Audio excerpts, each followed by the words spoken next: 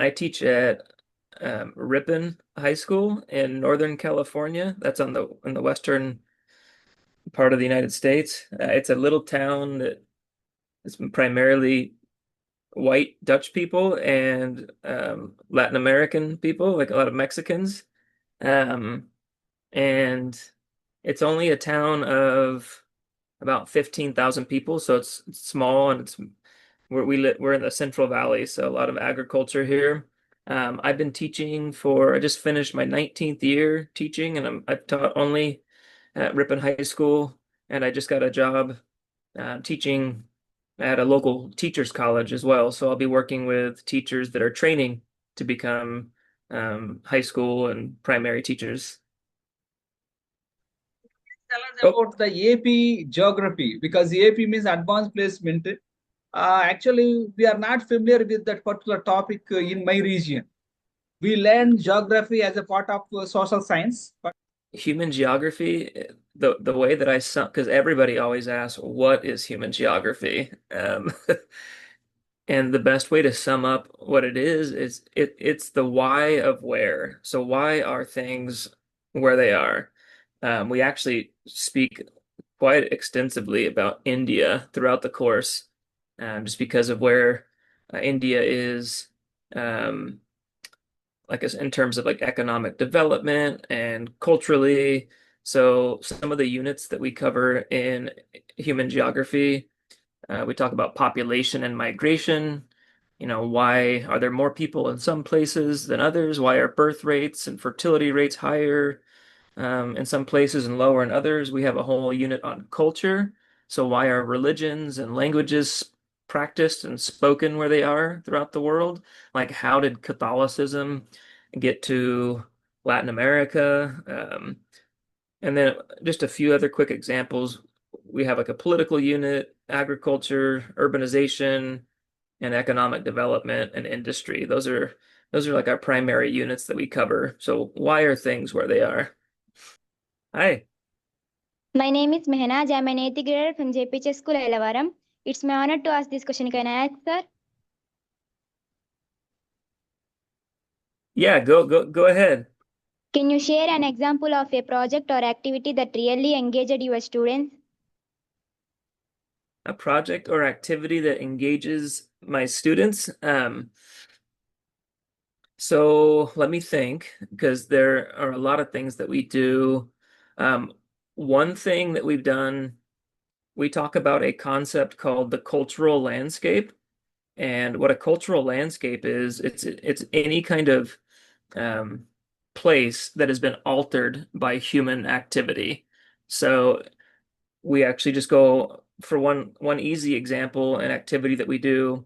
It's not really like a big project, but it's something that gets students out of the classroom as we go and walk around our campus and even in the local community, and we look at different buildings, different architecture styles, different restaurants, and we ask like why is that there? So in my city, we have a lot of like Christian churches, right? And a specific type of Christian churches. So that's part of Ripon's cultural landscape. So we actually go and just make observations and then ask questions and have discussions about, well, how did that get there? And why is that there?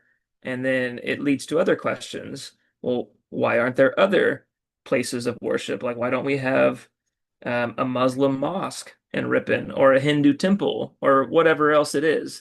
And then, but we do have, what's interesting is we do have like Indian food restaurants, and we have a Japanese restaurant, and we have lots of Mexican restaurants. So we look at different parts of the cultural landscape in Ripon, and then we ask, well, why are they here? How did they get here? And then we have some really interesting discussions that leads into, because it involves migration and culture. Yeah, so I hope that answers, at least partially answers. Good morning, sir. Good morning. How are you, sir? I'm doing great. How are you? I'm also fine, sir. Thank you, sir. My name is Yeah. Mamata, and I'm integrator from JPH School, Ilavaram. I would like to ask you a question, sir. Can I ask? Yes, go ahead. Here, my question is, how do you incorporate technology or digital tools in your instruction? Well, my wife is an artist, but I am not, so I don't incorporate art as much as I would like to, but I the classes that I'm teaching at this local college, I'm teaching educational technology. So this is a topic that I'm really passionate about. Um, One thing that I've been doing lately, there are some tools that maybe you guys can go and explore after we get off of this call. Um, there's one called School AI, and School AI is a tool that was designed for students to create personalized, they referred to them as chatbots. You guys have probably heard of ChatGPT. Is that true? You heard of ChatGPT? So School AI is simply like a tool that is very safe and um, protective of student data that allows teachers to create custom chat GPTs on any topic you can imagine. So, for example, um, I create like personal tutors for my students to prepare for exams in class because I can't answer questions for 30 students all at one time. And I don't go home with them, so I can't go and answer questions for homework. But they have that personal tutor that they can interact with 24/7 at their convenience. But even more so, I've created what they call them student spaces on School AI platform. We created one where students studied the country Djibouti in kind of like northeastern Africa, and we created one where the students essentially were acting as journalists, and they interviewed different people that live in this country, and they got to pick who they wanted to interview. Are you going to interview a local business owner or like a somebody who is part of a local like organization like a church or whatever it is, and they got to interact and kind of interview and get different perspectives on people living in a different part of the world. So that's one example. I am fine, sir. Thank you. My Yeah. name is Nitya. I am an 8th grader from GPHS School, Elvaram. I am so lucky to interact with you, sir. Can I ask you a question? Yes, please do. What strategies do you use to prepare your students for AP exams? Yeah. Um, well, the one thing that I don't do that I used to do in previous years, I don't do like a one size fits all like lecture. Because what I've learned is that all students, just like all adult learners, we're all very different, right? And there's a term that I've become familiar with called learner variability. Like every day, depending on what's going on in your life, you come in to class, sometimes maybe there's problems at home or you're stressed out about other classes or whatever it is, and that all those kind of factors affect the way you learn. So there's an instructional approach called Universal Design for Learning, or UDL. Sounds like your teacher, you've heard of that, Hari? Yeah, and I try to use a UDL approach whenever I teach, although I have a lot of room for improvement in using UDL, but definitely when we review for the AP exam, or really for any exam, I like to give students a lot of choices. So one example is like the school AI spaces that I just mentioned in the previous question. I'll create one or two spaces that kids can use if they want to just go and sit on their own or work with a partner and interact with a very targeted school AI space that can help them review. I have like a live teacher station where students that want just more direct instruction or Q&A, I can interact with them. And then we have other like short videos and other like gamified activities that students can choose. But the whole point is students have a series of options that they can choose. And, we want students to have agency. We want them to develop the ability to think and make the best choices for themselves and not just force them um, into like one way of learning, because that's kind of the traditional model of education, and I don't agree with that, at least not at this point in my career. That's a great. Hi, sir. My name is Gayatri Salvi. I am studying 7th grade. Can I ask one question, sir? Yeah, ask away. Which unit do students usually find the most challenging, and how do you support them through it? Yeah, usually students, we have a unit on political geography, and students tend to have a really hard time with that one. I'm not exactly sure why. I know that there's a lot of terms and concepts that are very foreign to students. There's all different types of boundaries that they have to learn. There's different types of we use this term called like supranationalism, to where when multiple countries work together economically or politically. Um, and there's just a lot of content in that unit. And I probably don't do a great job teaching it, but it's also usually taught towards the end of our first semester. So kids, when they're preparing for that exam, are often really tired and kind of worn out. So there could be a variety of factors. But as far as supporting them, it's just kind of echoing some of the stuff that I've said before. I like to teach using, actually, I haven't mentioned this yet, but I use an approach called EDGE protocols, which is a student-centered lesson design, to where students work in partners and small groups almost every day. And they create little mini presentations based on readings and short videos that they watch, and then they present what they learn in class, usually the same day. And then instead of me lecturing to them, I give them feedback while they're working, because your teacher probably knows that feedback is most helpful when it Yeah, happens in a timely absolutely. fashion, right? It's lacking overall in education, right? But that's the best way to improve, the way we teach and the way students learn, is if we're constantly thinking about, how we can improve based on especially student feedback. But yeah, to just finish up my answer to your question, so the students do the work in small groups usually, while I give feedback as they work, and then as they present what they've learned, again, usually the same day in class, that's when I have them give each other feedback, and that's where I will like lecture. It's not really traditional lecture, but I'll correct any errors as they share out what they've learned, and then try to facilitate like meaningful discussions between students as well.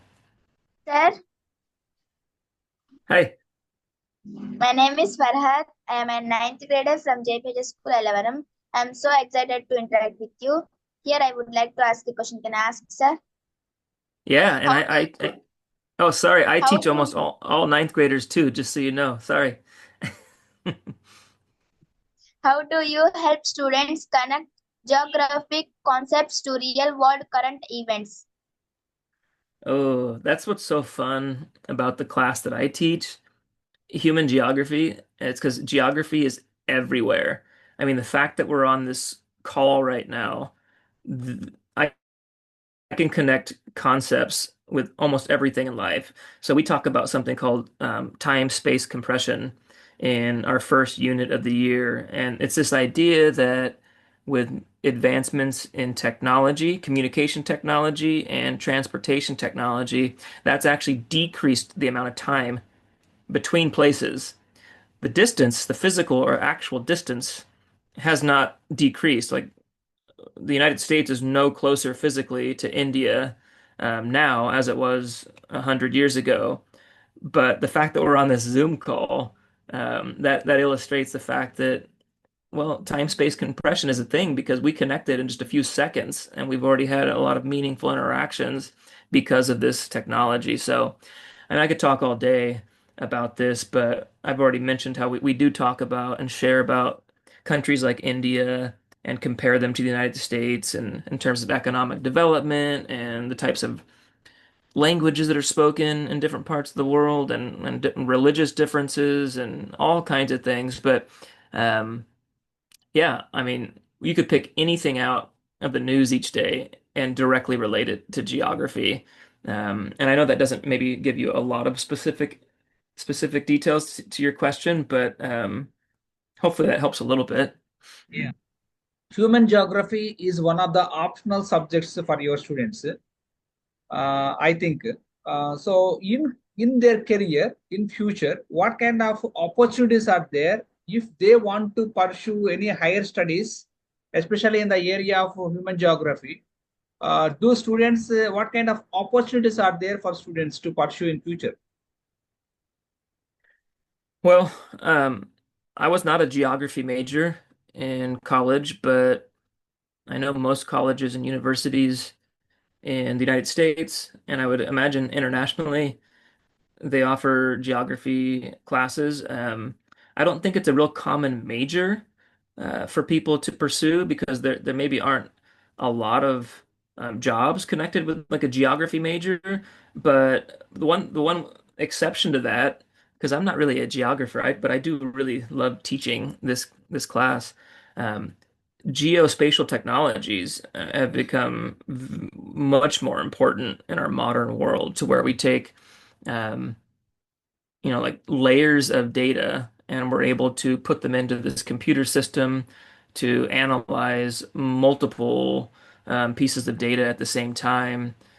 For students, a real practical example would be like Google Maps, right? And how there's so much data in those maps and how useful that can be for a lot of different reasons compared to just like a one-dimensional paper map that maybe you and I are more used to when we were younger.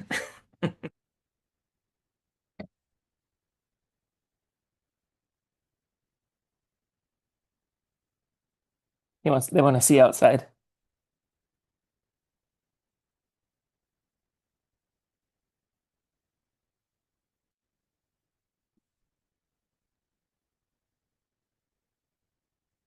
Okay, so this is. Will you look on there and see if they could see it, June? Yeah. Okay, so this is my front yard. This is my home right here. I don't know how much you can see. That's beautiful home. We have solar panels. It's something we Yeah. just purchased. It's Yeah. not cheap. Um, and then yeah, this is my street. You can see Yes. older. Yes. It looks like it's a bit freeze. Yeah. There's not.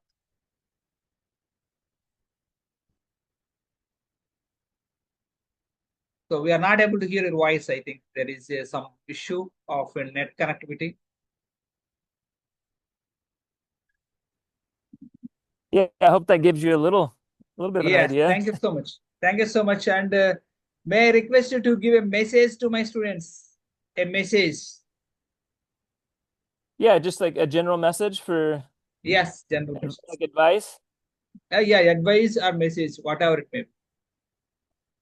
Yeah, is it loud in the background or can you hear me okay? Yes. Go. No problem. Yeah, I just wanted to say,